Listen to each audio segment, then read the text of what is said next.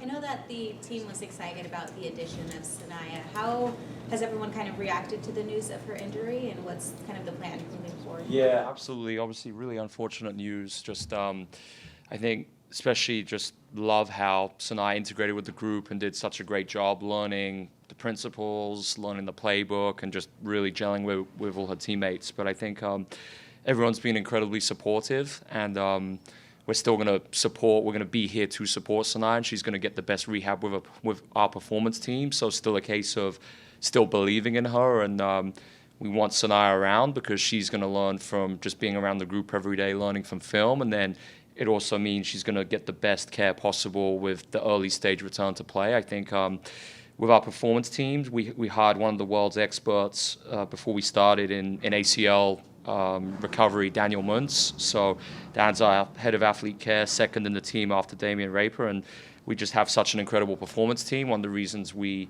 invested in them was for situations such as this. So I have full confidence and trust in them, and we'll get Sanaya back even better, even stronger, and ready to go.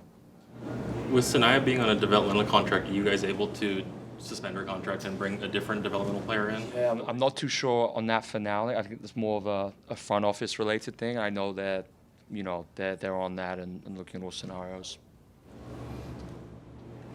Coach, we're about halfway through the season and clearly in a spot in the playoff race here. I was just kind of curious, looking back at the halfway point, what is your biggest takeaway of the first half, this being first year of a reboot of a franchise?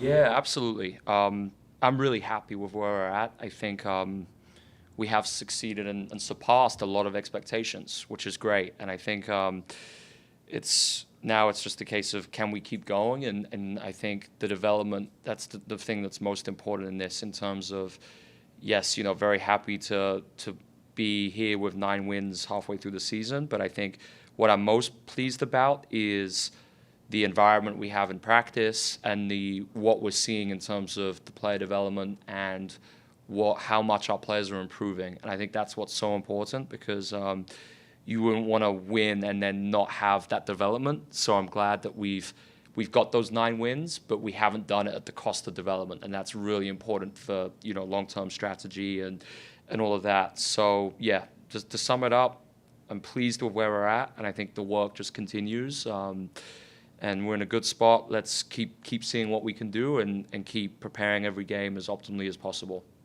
And a quick follow-up there. I know you mentioned the practice and everything. I know that the practice facility, of course, is a new one coming in late August, I believe, opening.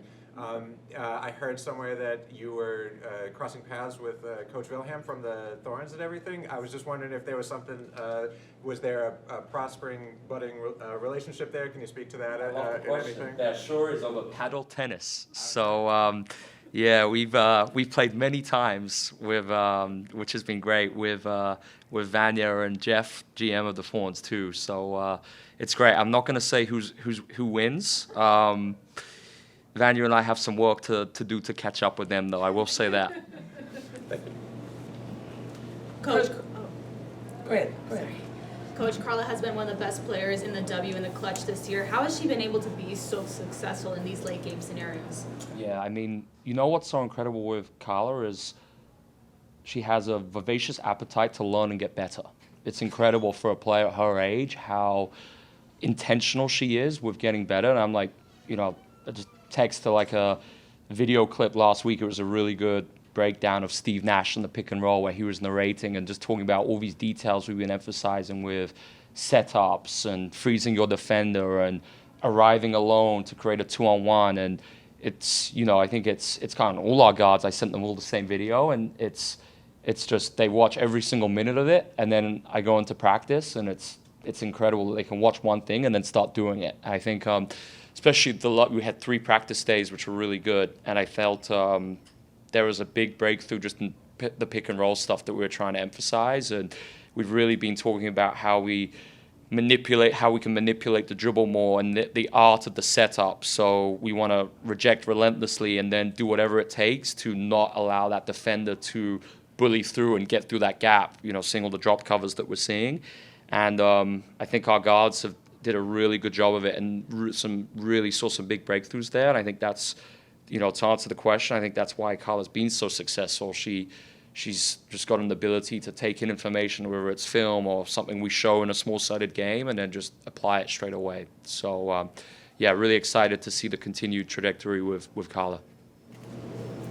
Coach, the last time you played the Aces, you were able to win the battle in the paint with those 54 points. Where do you find the softness of the Aces defense to get there? Yeah, I think it's also, with Asia and without Asia, obviously we're prepared for both scenarios, but I think, we've seen last stretch of games, they've had to use some different covers in the pick and roll, and they've had to play with some different lineups and different personnel. So I think we want to be very intentional with who we are having defending those pick and rolls tonight, and who we are spacing, who we are bringing into the action, and then what we are doing when we have the matchups we like. And then also it's not a case of just running pick and roll to get a favorable matchup. That was something we really emphasized in practice. I mean, a lot of times I want us to create an advantage through having pace within the actual pick and roll itself. So it's not a case of just hold this pick, go slow, then get to our ISO shape. Yes, that can be a good solution too for us at times,